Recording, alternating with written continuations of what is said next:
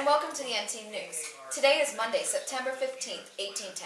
So today we are going to be talking about the revolution in France. This revolution had adamant reasons for starting, as the social, political, and economic situation under its previous rule were something to be detested. As for the social attributes to the revolution, there was a harsh, unfair political class system set up.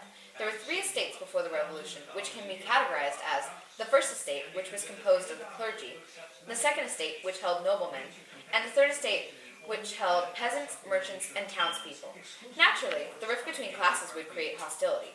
The first estate was exempt from taxes and had the third estate giving them money. The second estate was also receiving unfair political advantages over the third estate, whose people had to work extra hard only to be taxed unfairly and have their money taken from them.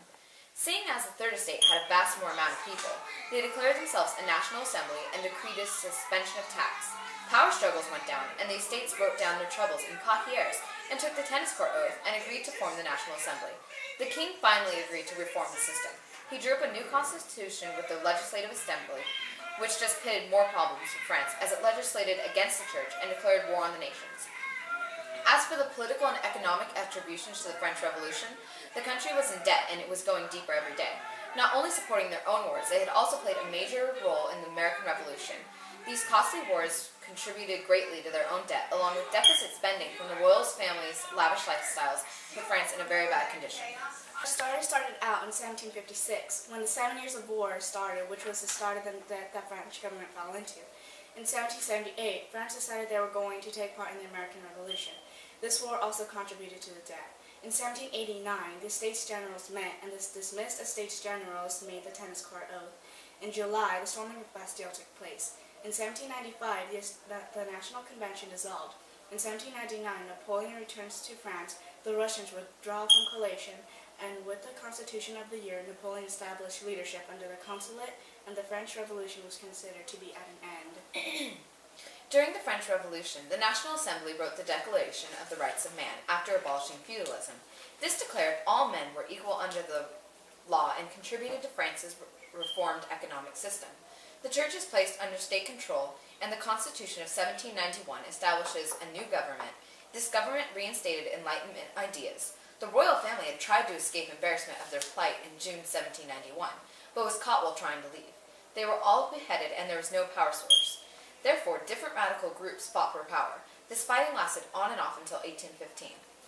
The storming of the Bastilles, to the march of Versailles to Louis' attempted escape, and the battles and the executions by the guillotine all show the craziness and the importance of the French Revolution. These changes needed to be made, a change to state suffrage to all men, the thought of equality to everyone, and being able to move up the social class. After the French Revolution had come to an end, a strong sense of nationalism had established itself in France. The citizens of France held civic festivals that celebrated France as a nation. Revolutionaries pushed to reform the way that society had been going. State schools soon replaced religious schools. Organizations to help the poor, widows, soldiers, and others were set up, and slavery became a common disagreement. After the Revolution, Napoleon Bonaparte quickly rose to power and reformed France. He brought forth the Napoleonic Code. This code shared Enlightenment principles and religious toleration along with abolishing feudalism.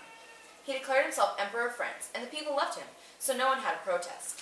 He encouraged industry, built railroads, canals. He also controlled prices and set up public schools and made peace with the Catholic Church. This would affect the poor and the wealthy in way of education and socialities. Napoleon conquered and redrew the map of Europe to show his empire. Very few could stand against him. Napoleon was a great leader and a military genius, but one man can only go so far. Eventually, different countries beat him. Nationalism worked against him in a way that France had revolts and German states had people to encounter the French influence. The Russians beat Napoleon using the scorched earth policy and killing a lot of his troops. The incident in Russia brought an alliance between Russia, Britain, Austria, and Prussia against France, which was already weakened. In the Battle of 1813, the Battle of Les Pigs was where Napoleon was defeated, and he abdicated shortly after. After the fall of Napoleon, the Congress of Vienna met and established a sort of peace throughout Europe. The Congress also redrew the map of Europe that Napoleon had redrawn during his rule. And here we happen to have Napoleon here for an interview. Come on in. Hello, Napoleon. How are you Hi, today? I'm good. You ready for the interview? Of course. So, Napoleon, can you give us any background information about yourself? Your age, family, where you were born? I was born August 15, 1769 on Ajaccio on the island of Corsica. My parents are Carlo and Letizia Bonaparte. What about education? Did you have any schooling or jobs prior to your military expertise?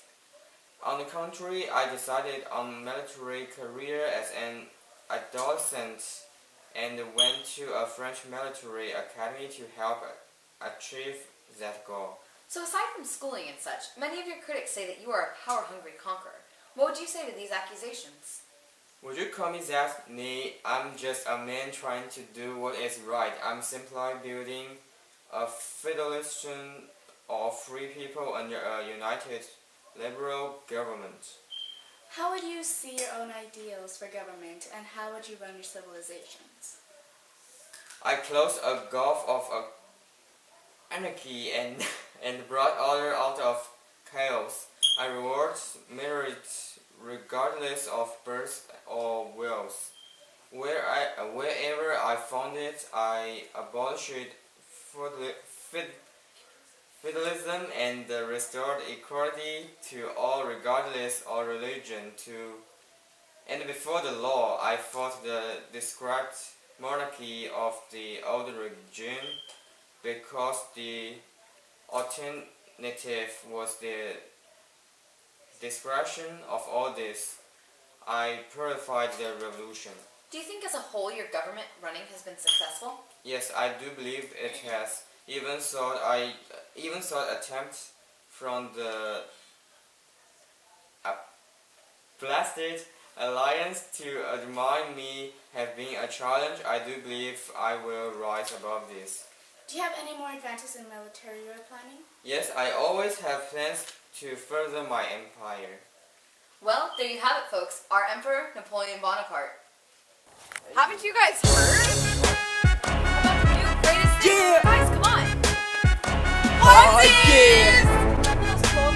It's about that time Not with onesies. to go to sleep. Why don't you guys get right? We don't rock no pajama pants. You know what I'm saying? We rock them things that connect all the way to the feet. We rock We rock onesies, baby. I rock onesies, just for funsies. Yeah, all the haters, if they hatin', will be dunsies. Yeah, I rock onesies, just for fun. Our reporter on the scene, Jessica. I am here on the scene as Father Hidalgo cries for freedom. Father Hidalgo was born in 1753 and is a very strong, influential priest who will hopefully lead us in this revolution. He came from a poor background, but he is well educated.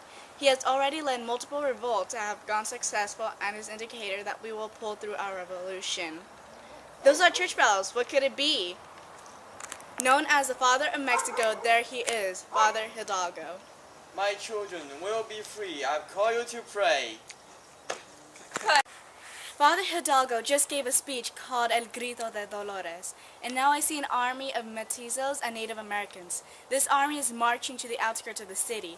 Are they supporting the revolts or no? Excuse me, ma'am, are you supporting the revolts? Sí, es bien para mi familia. Excuse me, how do you feel about the revolt taking place? Esto es muy horrible. Me va a costar muy poquito en todo lo que tengo a decir. What will happen to Mexico? Will it ever gain its independence? What trials will Mexicans have to face? Hopefully we will pull through and gain our independence in a short while. With figureheads such as Father Hidalgo, the N News team has no doubt that we will be independent. This is the N News team, signing off.